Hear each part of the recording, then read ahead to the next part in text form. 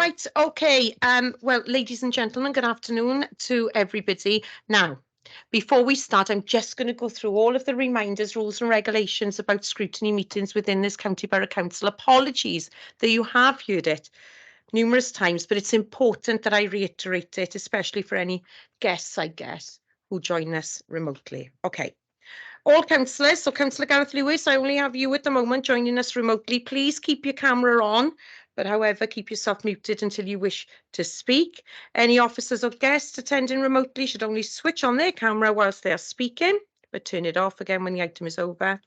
Everybody should be muted, and if you're asked to speak, then unmute yourself, speak, and then mute yourself again when you have finished. If you have a question, press the virtual hand on the screen and the chair will invite you to speak, one person at a time. If you have a comment to make, you should only raise the symbol of a hand when the chair asks for a comment, and again, you'll be invited to speak, one person at a time. If for any reason any member has cause to leave the meeting, then they must indicate this to the chair. Please raise your hand again and let me know before you leave. Whilst votes aren't required at every scrutiny meeting, case law is clear. You are not allowed to vote if you have not heard the full debate. I'll keep an eye on you all. I won't say any more on that matter. I'm sure we're all going to stay within the chamber and there isn't nothing specific to vote on today. For my colleagues in the chamber, if you wish to ask a question or a comment when invited by the chair, please press your microphone and it will then turn green. The chair will invite you to speak one at a time. Please wait until your microphone is turned red. So when it goes red, you can then speak. Not like the traffic light system, a little bit the other way, but we'll get there. Every effort will be made to ensure that the questions and comments are asked in order of a councillor, raising their hand, but we ask that you recognise the complexities involved when we are monitoring both the chamber and the online system. If there are hands raised in the chamber and remotely, I shall invite members to speak every other. Okie dokie. Okay, well, look, apologies for starting slightly late. Technology hindered us as we were about to start, so I do apologise. Okay, officers and councillors, can you turn off your cameras? You should turn on your camera and microphone when you speak, but please turn them back or off again afterwards. All councillors must now ensure their cameras are on. And can I please ask Democratic Services to begin the recording? That has started. Okay, so prynawn da pawb, good afternoon. Welcome to everybody to this Learning Scrutiny Committee, Monday, the 19th of June. The images and sound recording made today may be used for training purposes within the authority. Woof. Let's go on to the agenda for today. Do I have any apologies for absence? No. Anna Williams-Price. Anna Williams-Price. Oh, and Councillor Jamie Scriven. No, Councillor Jamie Scriven may join us at some point then, so we'll just note that down for the moment. Do I have any declarations of interest at all? No? Okay. In that case, then we'll move straight on to agenda item number 3, which is the Forward Work Programme 2022-2023. So some colleagues joined me in a pre-meet, and those that did join me in the pre-meet, I just wanted to express again my apologies for the last-minute cancellation of our scheduled pre-meet last Thursday, and that was due to just some personal issues that I was having. But we were able to catch up prior to this meeting and just have a run through the reports. And just for those who weren't able to join us, I just wanted to remind everybody that with the Forward Work Programme, obviously my deputy, Councillor Gareth Lewis, and I, our cabinet member, and obviously with Sue Walker as well, so with Councillor Michelle Jones and Sue Walker and other officers, and of course with you guys as the elected members and our co-opted members as well. Over the last 12 months, we've made some notes about considerations we would like within this year's Forward Work Programme. So hopefully you will have seen that we've added those in. But one point I wanted to make is that this is a fluid document, okay? So as you've seen in the last 12 months, if we've had a report from our cabinet member or an officer or a guest or a school, etc., and then we've wanted to give that some more consideration, we've done a number of things. We've either suggested task and finish groups, which we had, inquiry days, workshops, or we've asked that an item is added to the Forward Work Programme. So what I'm saying is we've got a really robust list in place now that we've discussed with Sue, Michelle and Gareth alike, and you guys, but it could also change in the future if something needs to be put into that forward work programme agenda, or we meet outside of those meetings again for task and finish group school visits, etc. Okay, so let's have a run through. Okay, the summary of the report is to provide scrutiny members with the proposed scrutiny forward work programme for consideration, to agree its work programme and to use it to prepare in advance of future scrutiny meetings, to remind scrutiny members that they will need to consider the requirements of the Wellbeing and Future Generations Act 2015 in all aspects of our work, and our recommendations today are the scrutiny members agree the items set out in the scrutiny forward work programme. So I think whilst we have time, I don't normally go through the report item by item, but I think, let's do it because we've got our scrutiny dates in there and we can just really highlight what we're going to be discussing in the forthcoming year of activity. So today, obviously, in the 19th of June, we're talking about the forward work plan.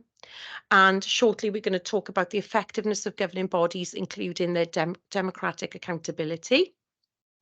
On the 18th of September, if you remember, one of our colleagues asked that we consider school balances and the medium-term financial plans of our schools, and that item will be considered and discussed on the 18th of September.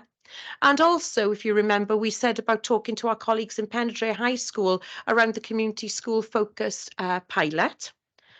And then on the 6th of November, at the moment, we've just got our one agenda item in on the 6th of November. And this is because we really want to give this some meaningful time to our colleagues in those three schools, Gelli Faelog, our PRU, and obviously Goitra as well, to discuss the inspection and the PAP as well, the post inspection action plan, or any other additional work that they've put in place following any recommendations from the inspection team.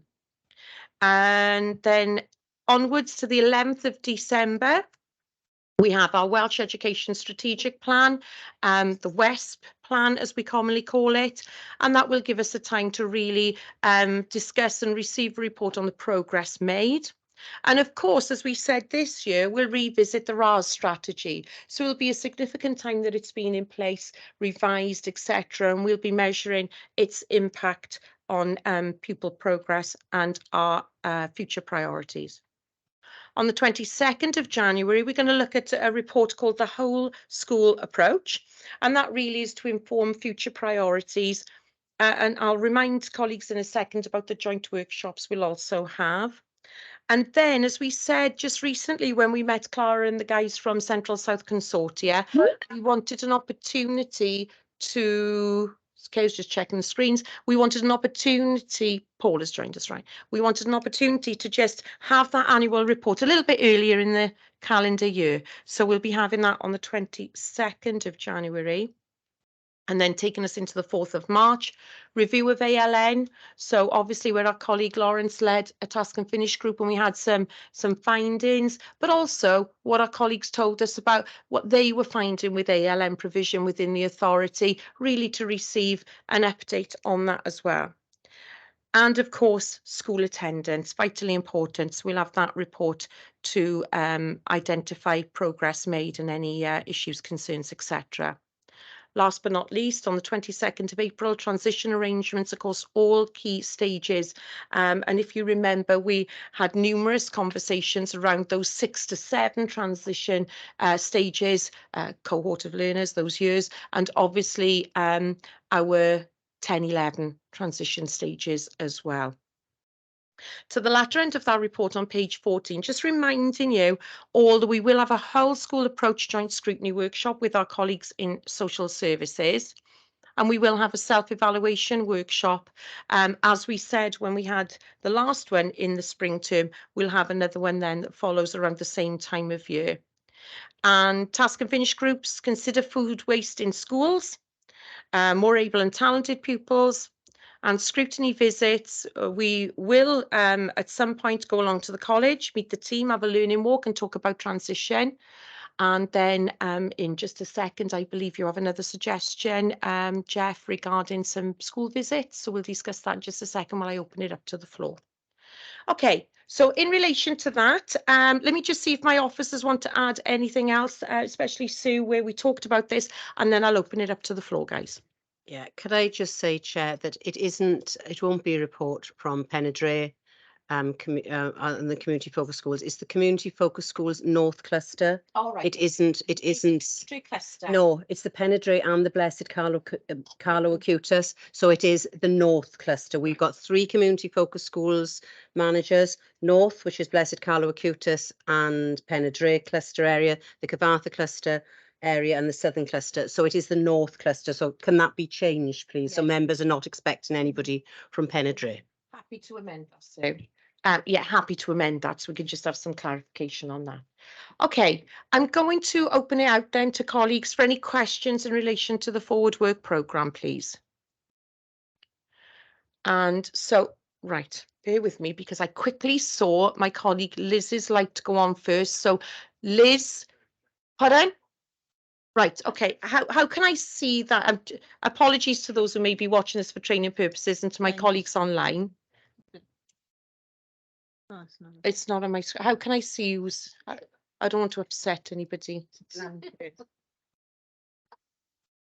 Oh, that's. No, yeah, it should be on there too. Right, okay. It's not. It's not, no. So we're gonna, No. no, I've got like a lovely cameras- I've got a lovely cameras zebra this. crossing in Sorry, front of Lisa, me. well, the cameras are not zooming in on you when you're speaking either. We're having some technical. All right, okay. So, okay. So will you just guide me, Matthew? Is that okay? Right. Okay, so I can't see. That is the truth. I can't see. I have a little colourful zebra crossing in front of me, and that's all. So, so I think we go, Elizabeth, bear with me. Are we going to go Lawrence first? So Lawrence first, please, and then I'll come to Elizabeth, and then I'll come to you, Jeff, if that's okay. Thank you, Chair. Just a couple of questions, really. Regarding the, sorry, first of all, I was late attending the meeting a bit earlier, so you might have covered this, but is it normal to have this sort of scrutiny on Estin reports from schools, irrespective of what it is? I just wondered what the pressure on those schools saw. Yeah, so originally when it came up, obviously we were aware that testing inspections had occurred. And then for us, it's a case of not necessarily scrutinising or inspecting them again, if you like, but really just seeing what progress has been made since their inspection. And that's when the 3 schools will come in on the 6th of November to just see, from a scrutiny committee perspective, what were the recommendations, Benny, or what was the overview, wasn't it, from Estin, and what progress is being made. And that's it. Sue, I don't know if you want to add Yeah, to I that. will say, Lawrence, it is something that that is historical. We would bring in schools that have had good practice case studies to actually present as well. So if we do have a school that's asked to present a good practice case study, in the previous administration, we had Annis Owen, we had Hale Gehrig, we had Trelewis, all those schools that had good practice case studies, as well as those schools that had some quite significant recommendations, came in and actually shared their progress with the scrutiny members. It did lead to some scrutiny members actually choosing to go on the governing body of those schools and actually support that school moving forward. But it is, and it's quite, I think Paul, in his previous role in another authority, is used to this as well. It is a normal process for scrutiny, for head teachers to be asked to present to scrutiny. Thank you. Thank you, Lawrence. Liz. Do I do anything? No. No. Wait till you agree. All right. I'm terrible like this. Technology. Better. No, just wait. Oh, just right. Okay. Right. I was in a meeting. This is about Welsh education now. I was in a meeting. What the suggestion I want to make is that we invite some people to come and speak to us about promoting Welsh education and the the barriers faced by Welsh education and the advantages of Welsh education in general across Wales, really, because I think it's something that we can all really learn something from. There is a new partnership that started a little while ago between all of the 7 councils in South East Wales and the Mentra Iaith in every area, and this has never happened before. And we're all getting together to try and strengthen the WESP process and just promote Welsh education. And it's really it's had a lot of funding from Welsh Government to do. And in that meeting last week, they were talking about the really good practice that Merthyr's showing in terms of having a Welsh language conference this week. And they were really, really bowled over by it and saying, in fact, that it was a very brave thing to do. So yeah, anyway, I just wanted to say if people would like to have a conversation about Welsh education in general, I would be happy to do something, arrange something, or if we could ask that partnership to come in, that would be fantastic. Okay, thank you, Liz. Sue, do you want to say? Yeah, I'm just wondering whether it would, we have the WESP, we've got outcomes of the WESP come into scrutiny. It may be worth either a workshop prior to that. After a workshop, I wouldn't ask, to come to this forum, because that's where you're scrutinising reports and you're asking us questions on our delivery. But if you wanted to consider it as a workshop either before or after the WESP, there are two ways around it. You bring it before the meeting on the WESP, which might give more information for the questions, or you receive the report on the WESP and then have the workshop because you're doing it from some questions that we may have answered. But I think it would certainly with the white paper and the way moving forward, we could share with you the conference report. Some of you, I don't know, I know Liz is obviously there. I'm not sure if anybody else is coming. Sorry, I should know. But I know all chairs of governors are invited as well. But if we actually looked at that, we can share the report, but do it outside the formal scrutiny, do it as a workshop, I think would be more beneficial to members. Yeah, okie doke. So Liz will take that forward and we'll just look at the timing of it and schedule it in. Okay, thank you. Okay, Jeff? Thank you, Chair. Everybody knows of my passion for the transition period between Year 6 and Year 7. You'll also be aware that I'm quite keen on the transition between Years 10, 11, 12. And we had a very successful go around the schools, the primary schools, to learn about the new education system and what that meant to the children. So I was wondering whether perhaps we could arrange the same sort of thing for secondary schools and perhaps even the sixth form college. I think the sixth form college is mentioned already, but perhaps the secondary schools. I don't know whether that can be arranged, Chair.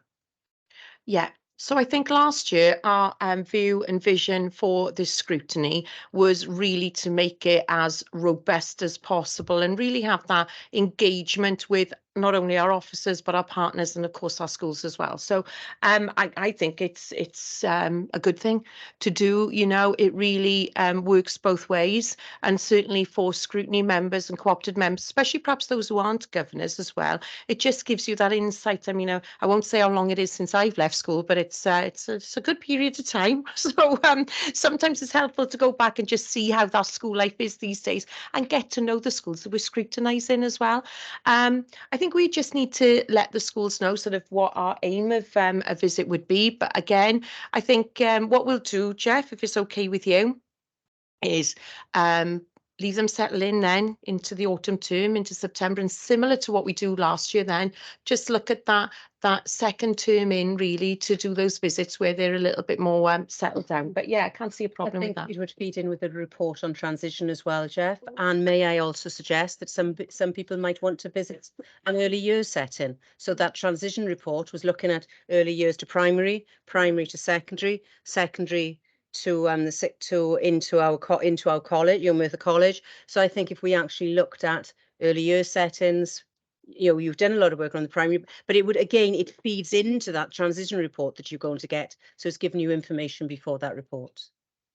Okay, thank you. So just a quick point as well, something we talked about in the pre-meet. Lisa still the head of Ysgol Rhyd White? No. Yes, Lisa Williams. Do you think that perhaps you and I could just touch base with Lisa and your counterpart and ask just see if we could do a visit there? Or No problem. So we just keep them in the list on our web. I think Lisa would welcome it, wouldn't she? But just so we can. and I have been. Yeah, lovely. But I think for courtesy, because it's not one of our schools, Talk to your counterpart first. Yeah, great. Thank you. Okay. Thank you. Colleagues, any other questions in relation to the forward work programme? No? Okay, any comments, observations on the programme? Claire, Councillor Jones. Thank you, Chair. I just want to bring up the task and finish, the one where it says consider the food waste in schools. I think that's absolutely amazing, and that is so welcomed. And I look forward to go into the task and finish group on that one. So thank you very much for bringing that forward. Thank you, Claire. And obviously, we'll set out those dates for an appropriate time to start that task and finish group and discuss a lead member from the scrutiny as well as I look towards you. Right, you're welcome. Do you see how I quickly delegated that then? Okie doke. Thank you, colleagues. We'll move on to agenda item number. No, it's not number 2. I was going to say number 2. It's not. It's number 4. Agenda item number 4 then, please. And that is the effectiveness of governing bodies, including their democratic accountability.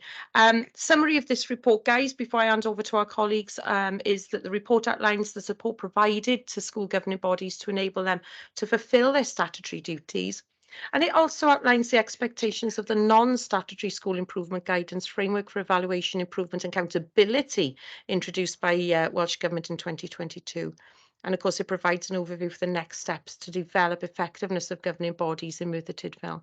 Our colleagues will recommend to us today that the content of this report is discussed and noted, and that we consider if there are other aspects of attendance that they wish to scrutinise, or this particular report that we wish to scrutinise. So hopefully, you've had a good chance to have a read through to the report, and I shall hand over to my colleagues to take us further into the report. I think it's over to questions because Michelle was about to read that out. Absolutely fine. So if it's straight up, apologies under 2.2, it should members consider if there are other aspects of this report they wish to scrutinise. That's apologies from, there's a typo on that before anybody else points that out. Over to members for questions, really. Thank you, Sue. This is what you call in the business working together. So yeah, this is what you call working together. The sun has affected us all and affected me in ways where I'm reading all the reports now. So, but it's all good. So, colleagues, I will now open it to the floor for questions and also to our colleagues online as well. Are there any questions in relation to this report? Lawrence, I saw you first, and then Jeff, I shall come to you next. Lawrence. Yeah, just to start off the questions. Regarding the mandatory training, can you explain why we got the understanding school data still mandatory, please? I can tell you what changed as well. Yeah. Because Welsh Government kept it on there, is the honest answer, Lawrence. We have been challenging it at both ADU level and within the Governor Support ADU Governor Support meeting.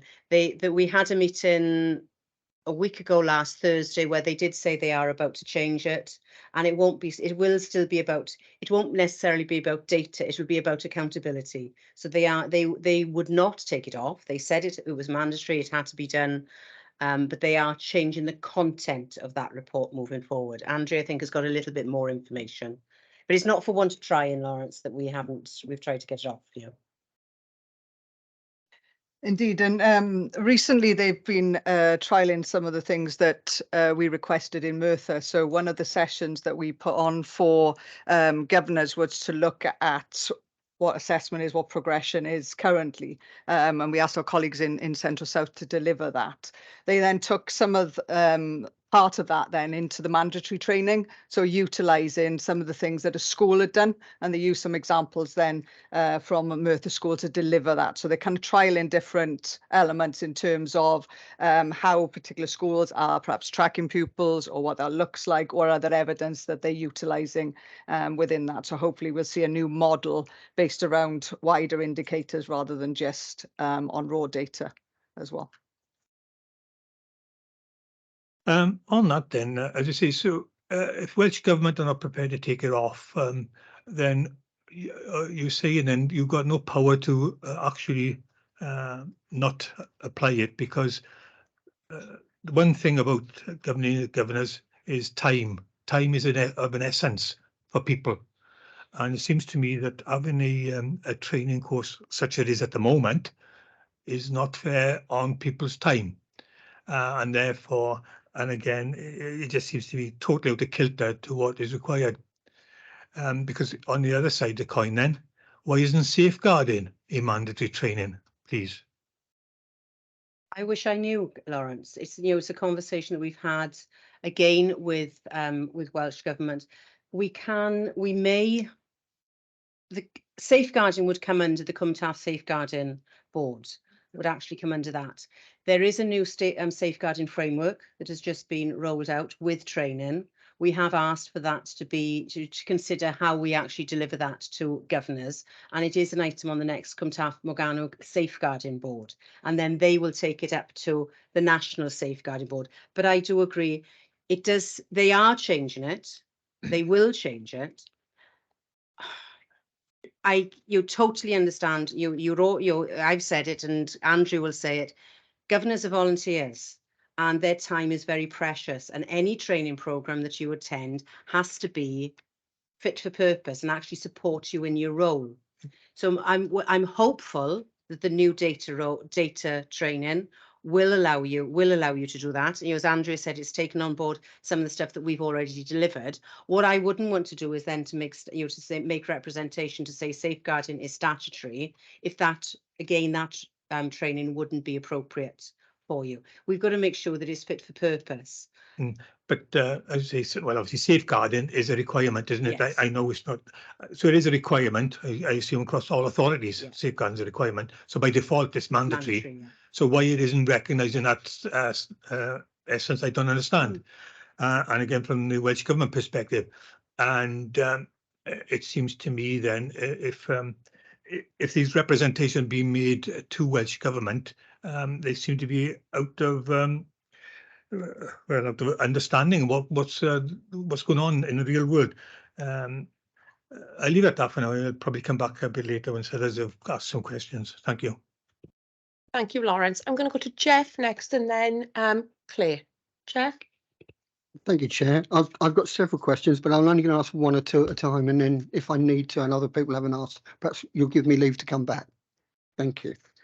Could I go first of all to item 4.6? And it says in 29 a gig, that's how it starts. Currently, this group is not meeting due to capacity. What's the situation with that, please, now? The Secretary resigned. What we had was we set the chair of that particular group actually resigned her position as a governor from the school. We haven't been able to replace that chair, so it is work in progress. She resigned in last September, so we're actually looking at I know we're a term out, but we're looking at putting that back in place once we can find a willing volunteer. I noticed the Raise to the floor again. Sorry, yeah, don't you look at me as well. Okay, so thank you for that. It just seems it's, with all due respect, this report was written in May. You just said it's September. It's quite a long period. Yeah, so perhaps I can just leave that with you. If I can move on to 5.1, it says about 353 governors in our schools, and it lists 28 vacancies. Can I ask what the current level of vacancies is, and what is your department so doing about trying to bring down the level of vacancies? And the second part of number 5.2, who's on the LA Governor appointment process panel, please? Okay, I'll take the second one, the LA Governor appointment process. It's myself, it's Michelle as Cabinet Member, it is Brenda Morgan as a representation from the Governors Association, and Gary Winston. So we actually sit on that programme. That's our key one for actually driving down the LA Governor appointments process. I when we said that it had to be application by application, we have lost some members because they didn't want to fill in an application form. And I think that's only fair. Prior to Michelle, it was Lisa actually sat on it as, so we, it is that cabinet one. What we look at when it comes to governor vacancies is where we know that there are, our governor support officers will support governing bodies to actually seek parental volunteers. If it comes to community in particular, we'll also utilise information that we know through community focused schools manager, through actually what we know in the people we know in the local authority to actually do that. So we are quite active in promoting it, and Andrea can tell you a little bit more now about what she's done for the full promotion of governors. We also worked very closely with governors in schools, which is an umbrella organisation. They came to talk in the last ADU Governor Support Associations meeting and actually mentioned Merthyr and the engagement that they had with Merthyr for actually promoting promoting governors and looking at that aspect. So Andrea, if you want to say a little bit more about that. Those are actually the current figures I have, so I can come back to you to see if there's any change from writing it. It doesn't seem that long ago since writing it, to be honest, Jeff, No. but I can check that. I know of 1 or 2, but I'm not quite sure if they've been replaced with regards to that. What we have tried to do is to raise profile via some blogs. So some of our governors have actually written some of those blogs from their perspective, what it means to be a governor. We've also looked at sort of different ways that a governor supports a school and what's in it for everybody, that type of element. We've put it into, there's a governor conference coming up. I've got so many conferences, I lost track of when, 10th of July, and we put it actually as a workshop there as well, in and around recruitment and retention, to gain some ideas from the governing bodies as to where next and how to support that, because obviously recruiting governors is governing body role.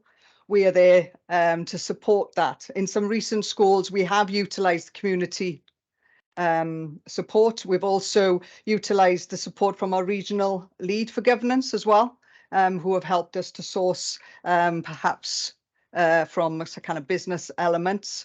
I have it on the agenda for the Business Education Together partnership to look at how we can source from that angle as well, which is forward work into the new academic year as well. It's a tricky one, the parent being the biggest. Tricky one, but as the director just said, in one of the schools recently, we did a kind of targeted approach by talking to some of the parents that we felt would be good, using other parents then to say the value of being on that role as well. So there are different things. At the session we held recently, I think Lawrence attended, we talked about sort of videos and being able to sort of get messages out that way, utilising social media more effectively as well. So there's kind of plans in the pipeline, shall we say, around some of that. Can I just say as well, Jeff, before Andrew finishes, that foundation governors, we don't have anything we don't have any involvement in foundation governors. That's the diocesan. So so we don't, where there are vacancies there, we're not engaged with those at all. No. Thank you. I've got one more after that, if that's all right, Chair. Yeah, just bear with me. I think our cabinet member wants to come in as well. Yeah, please do. Sorry, thank you.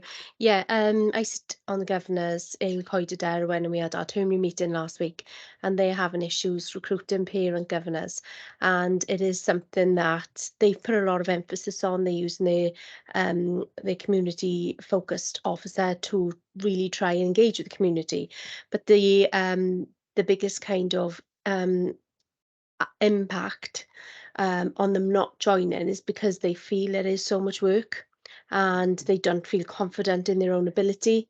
So yeah, that is having an impact as well on us being able to recruit parent governors. I think it's that kind of, I haven't got enough time, you know, that type of thing. I can't commit to anything else. And yeah, that's a big issue for parent governors as well. Thank you, Michelle. Jeff? Yeah, if you could if you could send that information through to the chair, you know, on the update, that would be great. At 5.4 is a simple question, please. So how many governor support officers, I call them clerks, I apologise, but governor support officers are there currently? 3. Okay, fine. Thank you very much.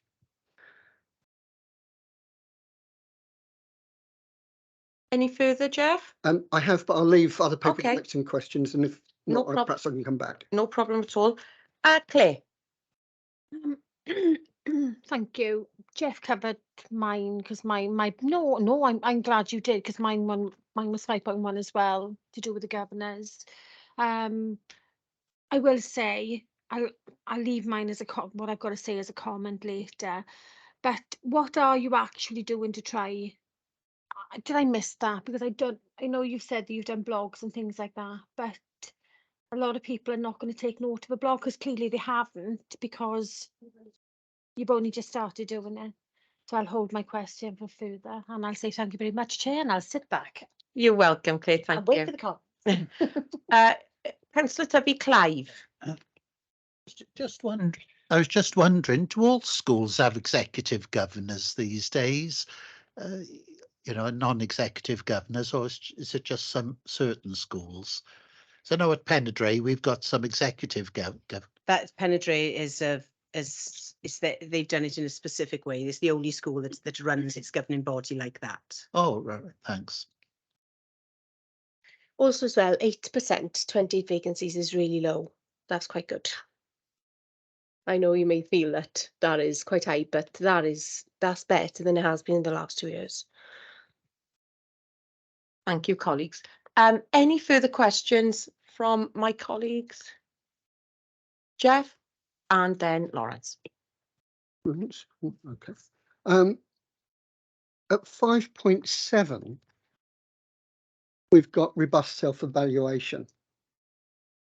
So how do we know robust self-evaluation is prevalent? And are any schools not proactive in this? Is that from a governor perspective or From a generally? government perspective? Okay.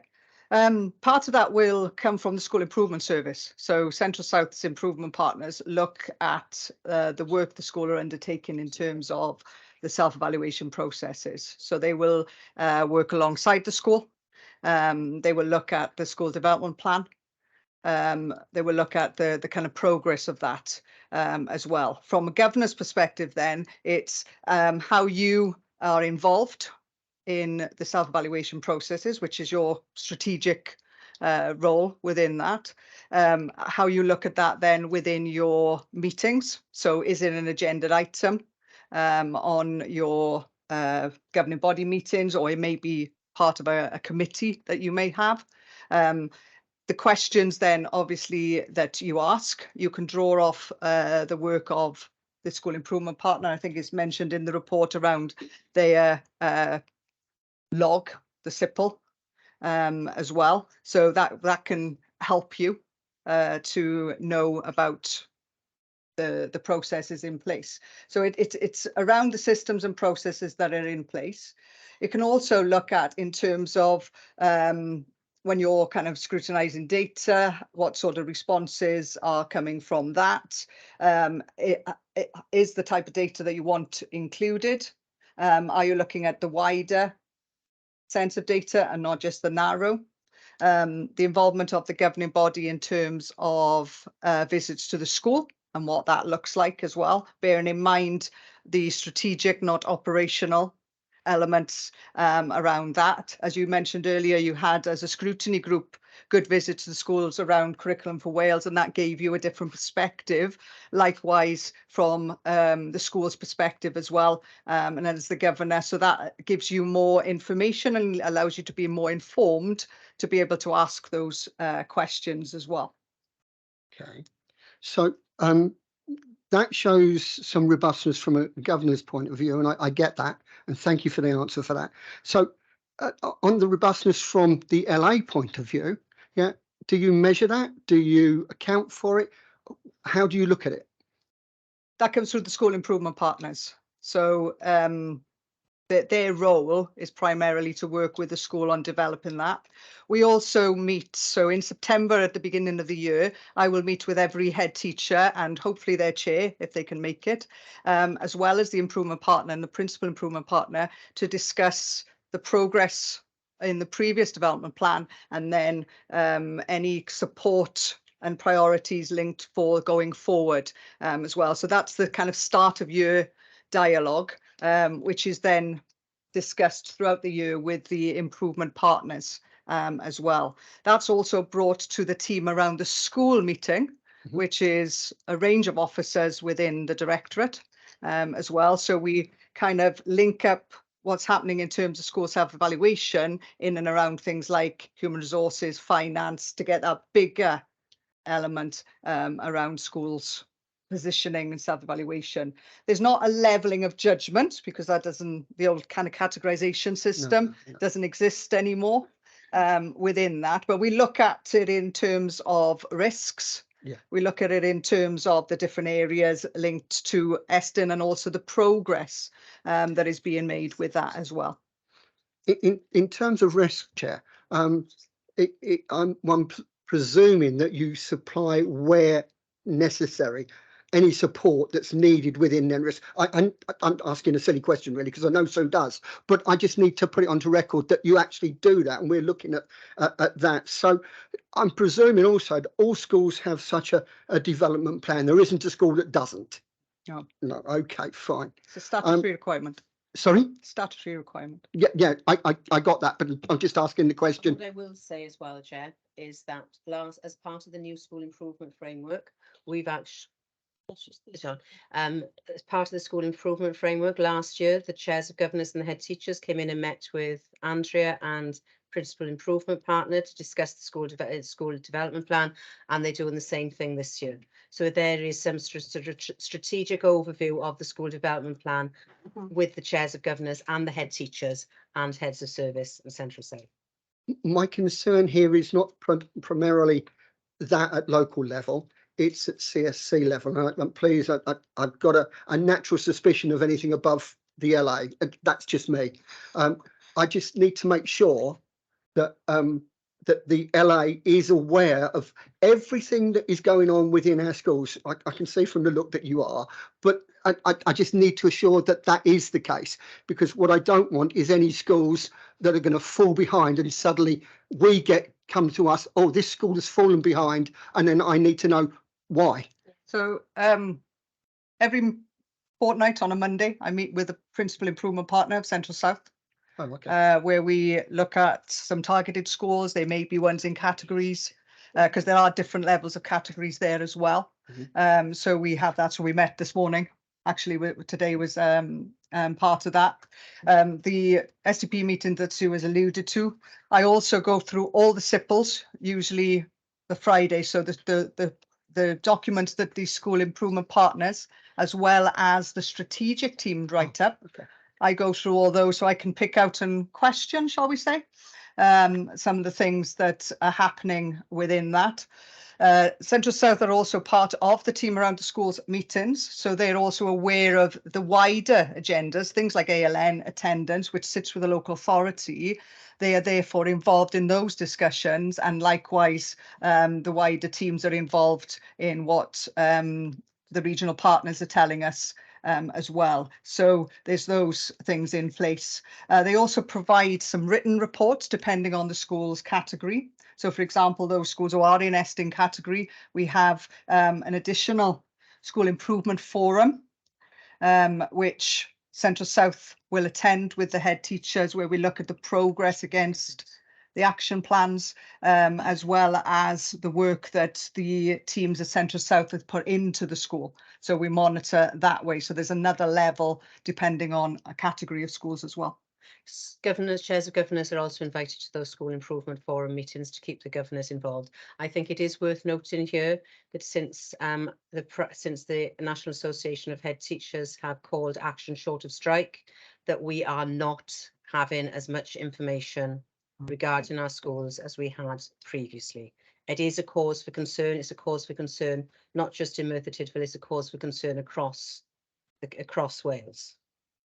I say that, and thank you for that. So just with that last point, if I can come back on the National Association of Head Teachers, whatever they have decided is not for me to say, but how are you as an LA ensuring that you get the information you want, be it by hook or crook?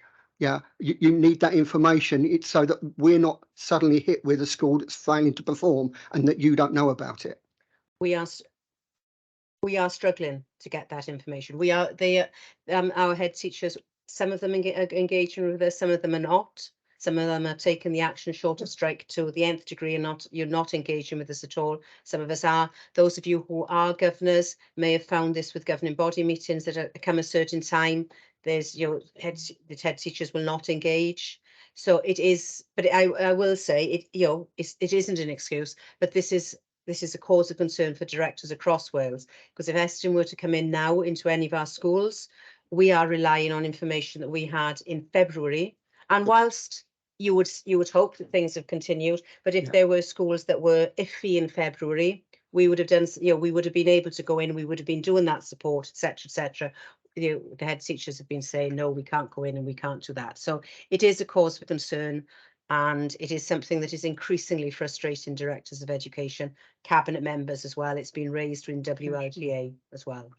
Thank you for that. So, Chair, could I make a point that perhaps we can revisit this particular small item at the next meeting, because it is a point of such importance. It's not at the fault of anybody. I'm not placing blame, but we do need to know that if any of our schools are failing or starting to fail, that we need to know about that, and urgently. So could we do that, please? Yes, yeah, no problem at all. I'll liaise with the director and obviously my vice chair, and we'll have a discussion on that and just see what we can do to follow that up. No problem at all, Jeff. Thank you. I've got other questions, but I'm going to let Lawrence come in. I'm sorry, No problem I've spent a long time on the report. Absolutely fine, no problem at all. So I like to see from my scrutiny colleagues. Okay, Lawrence, let's jump to you.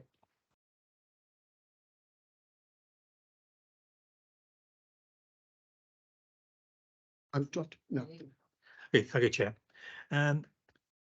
Just sort of using 5.9 as a starting point, it mentioned about accountability and where it lies, and democratic accountability and so on, and the fact that governing bodies are supported, which they are, by advice, resources and services, especially in Merthyr, local authorities. But some authorities do not have such a level of support because they don't have the governor support units in place. And therefore they do tend to be a bit more autonomous. Whether that's a good or a bad thing is debatable, and what have you.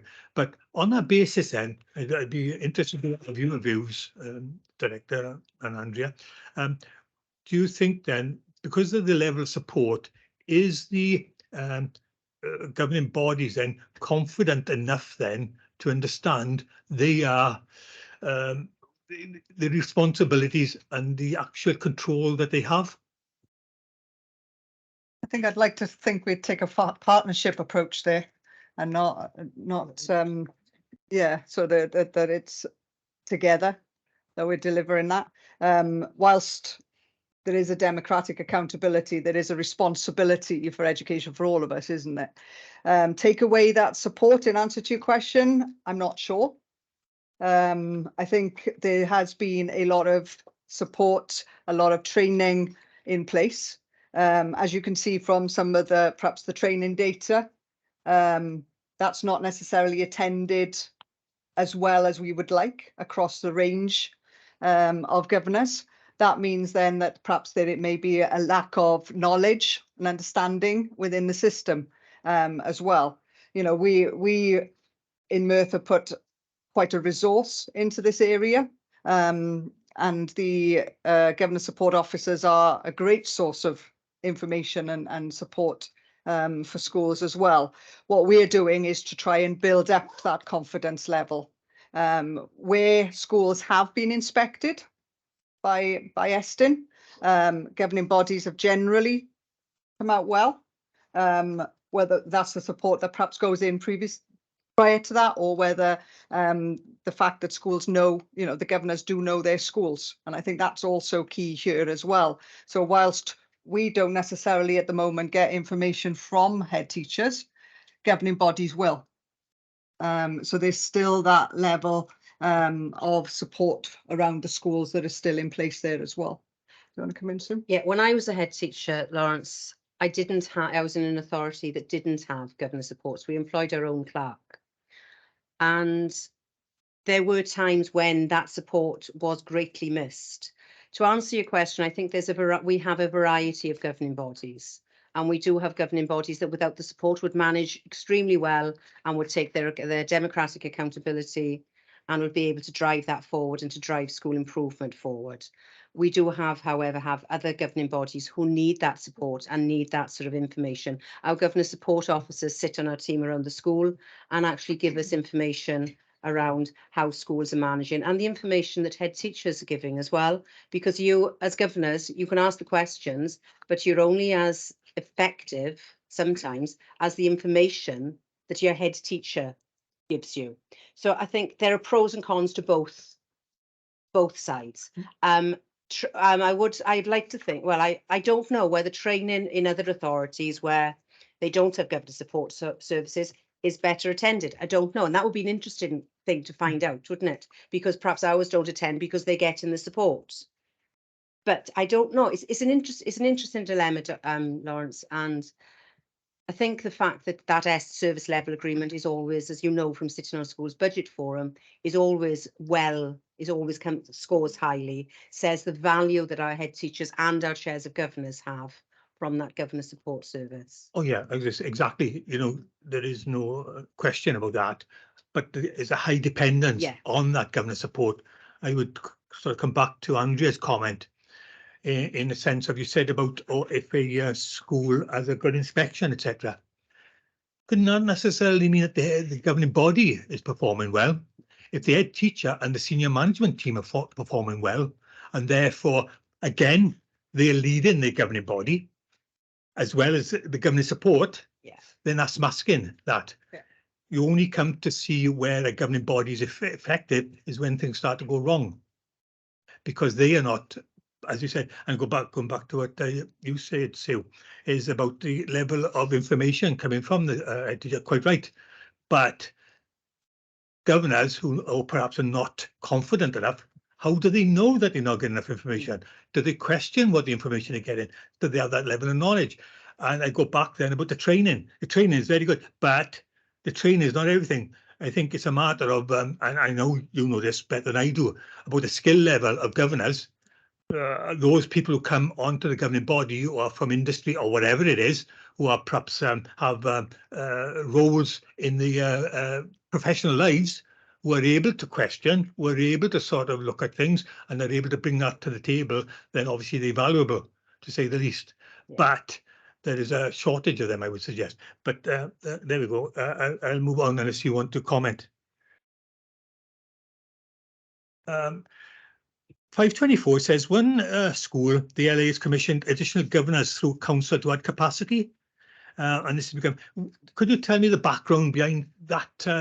What was that about? And, you know, that was a school that was ineffective in its leadership and also in its governance. So we were having causes for concern raised by Central South through their work. We were also having causes for concern raised by the governor support services. And when we actually went in to see, you know, to visit the governing body, we agreed that it wasn't effective, it wasn't challenging. If you actually looked at our team around the school, it was cause for concern right the way across. So how are we actually going to support that?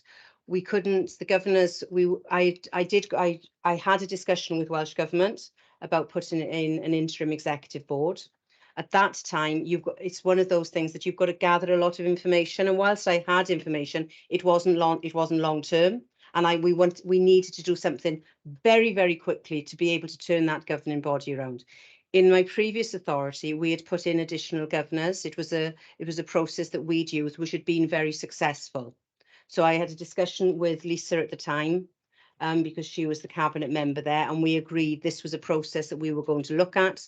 So we utilise, there is, and if I had the report, I could name the act and everything. So under the act, you do have that responsibility. So we put in 4 additional governors, one with an HR background, one with a background in governors, had been a very experienced governor, chair of governors in both primary and a secondary school, one with a school improvement background as well, and a head teacher of the feed and a representative from the senior leadership team of the local secondary school as well. So we chose those governors. They've gone in on a 2-year appointment, so they haven't been appointed for 4 years like the normal term of governors. It's a 2-year process. One of them is chairing the finance, because that was a key element for the school. One is chairing the staffing committee, again that was key. So we put them as chairing those, but that's how we actually did it, and it is a process that touch wood, is making a difference. I can appreciate exactly that. That would be the case. But the question is, because of my previous and your previous information regarding consultant governors, the sustainability going forward on after that 2 years. So how can we be confident that that will continue? So part of that two-year role is they have to, so it's next year. So this is the first year of it. So next year they will be stepping back to see if we can actually do that. By which time I'll have the evidence, if it doesn't work, to go to Welsh Government to say we put in an interim executive board.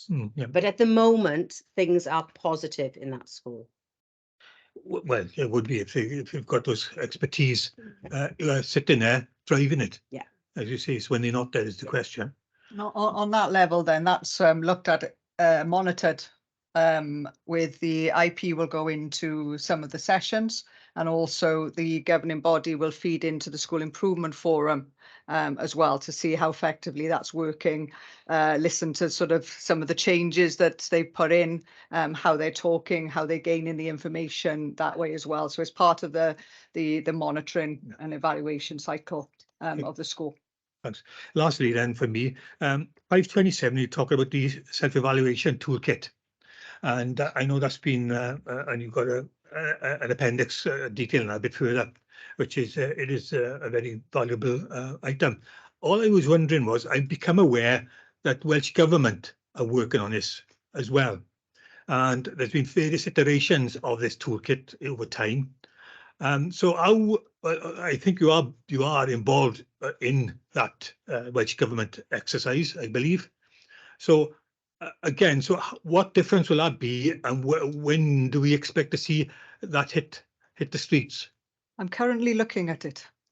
In fact, I looked at part of it this morning. So what they've done is to merge different areas to make a national toolkit around that, and it's actually takes a similar format to the national evaluation tool, which can be used for self-evaluation with schools. A lot of the IPs are working on that as well. So imminently, it's with the governor support team also to feed back on. So we have to feed back to the person leading in Welsh Government by July the 6th. So then that goes into obviously wider consultations from there. From what I can see so far, there's a lot of similarities around what's there. I think it does, because we're so far down the line really in Merthyr with regards to the self-valuation toolkits, because a lot of schools were either involved at the early stages or have started to get involved now, that does raise questions as such around that. But I think there are quite vast similarities from what I've read so far, but I haven't looked at the detail yet, Lawrence. No. So on that basis then, because the prior toolkit, which was produced by Governors Wales as was quite a lengthy document, and again, that was because of a Welsh perspective, and the expectations across the different areas of Wales was obviously quite significant. So therefore, the newer version, the centre-south conversion, was a sort of a stripped-back version and a much more, because they acceptable, when I say acceptable, workable for governing bodies, because the previous one was such a beast of a thing, it put people off. Are we at risk of going back to something a bit more demanding or onerous in order for governing bodies to do? I'd hope they'd look at that with the feedback, because it's at feedback stage at the moment. The categories look similar. I think that contextual element that you've just said is really important, because I think the first iteration of the CSE one didn't necessarily have the current landscape in, and then that sort of changed as well. I think, you know, it's coming from a national level, so our only control around that will be in and what we feed back as well. Okay, thanks. Okay, colleagues, I'm going to move to our colleagues who are joining us on Teams. I'm going to go to Gareth first of all, and then Paul. Yeah, thanks, Chair. My question has been answered. Thanks, Lawrence kindly asked it on my behalf. It was regarding 5.24, the report, but it's been answered, so thanks very much. No problem at all. Thank you, Gareth. Paul? Yes, sorry. This is in respect to 5.9. Actually, no, it wasn't. It was in response then to the question raised by Lawrence about then whether or not having the professional support then from government support is any better than in an authority where they haven't. As a person who's had experience of both, my view is that what you do gain then by having the professional support of a secretariat is then shared information and knowledge and experiences then from not just your school, but then from a cluster of other schools as well at the same time. I found that invaluable, and I have commented that I find that much superior to schools then employing their own clerks of governors, where they tend to be within school and they tend not to have that wide breadth of experience.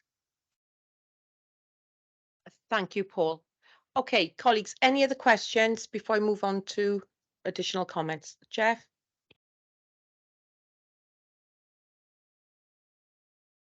Thank you, Chair. Just on HR policies, if you don't mind, a pet subject, as you know. So we go to Appendix 2 and the training. You've had training on HR policies, and then we look at the attendance for sessions and not well attended, and the HR policies seem to be ones and the processes that are not well attended. So after reading the report, one's left with a little bit of an understanding that governing bodies don't understand what goes on with HR processes. How does that affect the schools, the morale of teachers, and the existing situation we have with the unrest with head teachers and teachers, etc.? The reason we put on the HR processes was to actually, you know, if a governing body found themselves in a particular situation, they wouldn't then have to go to HR to find out the information that they needed to know for appointments, for disciplinary, for things like that. However, you can attend that training. It happens with head teachers as well, that you attend the training and then you think, okay, an incident happens and you forget you've had that training and you want to go straight, you want to go to the horse's mouth and you want to have that information. Am I disappointed that they haven't attended? Yes, because I want to see a member of every governing body attending. I'd love to see 20, I should know, 23, 24, you know, for each of them. That's what I would like to see, but we're not. And I think what I suppose would be better, not as well attended 10, but actually of those 10 that attended, if there was a HR issue in the school, was that governor confident enough to support the head teacher, or have they then got to come back to HR? And that gives more effectiveness of that HR training. And I suspect with Lawrence and yourself shaking your heads, I know what the answer is, but it is, we have put it on, we'll continue to put it on, and we'll continue to push it. And I think one of the aspects of the training of the conference will be, this is the training that's been put on for you. But actually, as we ask in the chair and vice chair's meeting, what do you want discussed?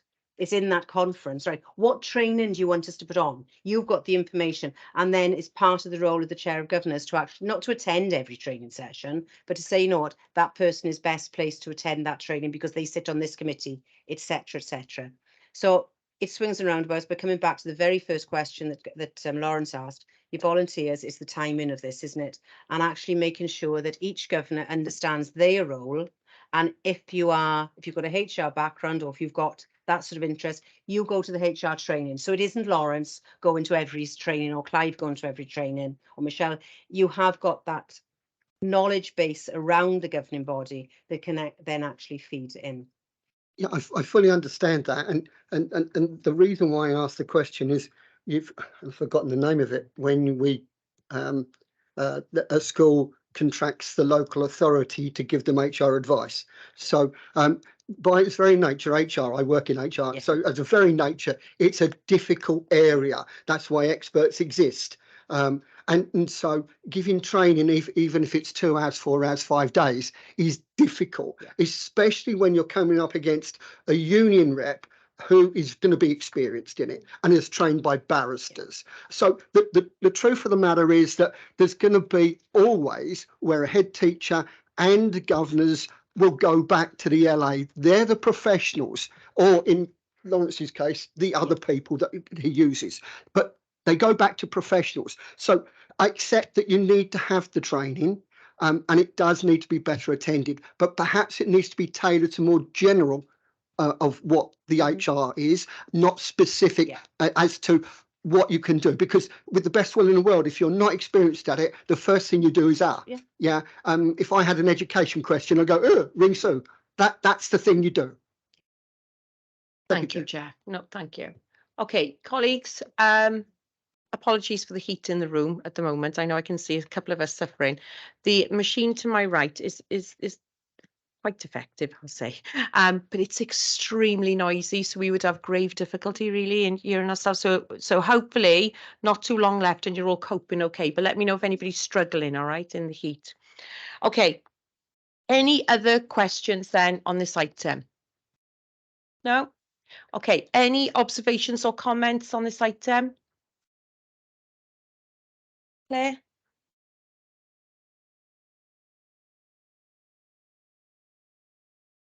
Submitted by apply to be a school governor was submitted on the 14th of March. Just to let you know, haven't received anything back. We haven't had a meeting since, Claire, so it would actually be it will be considered. That's fine. Okay. Thank you. Okay, thank you. Lawrence, did you have a comment? Yes, please, Chair. Just to say, just to sort of summarise some of the conversation we've had, it is a very complex area, as we said, in terms of governing bodies and how they apply the roles and responsibilities.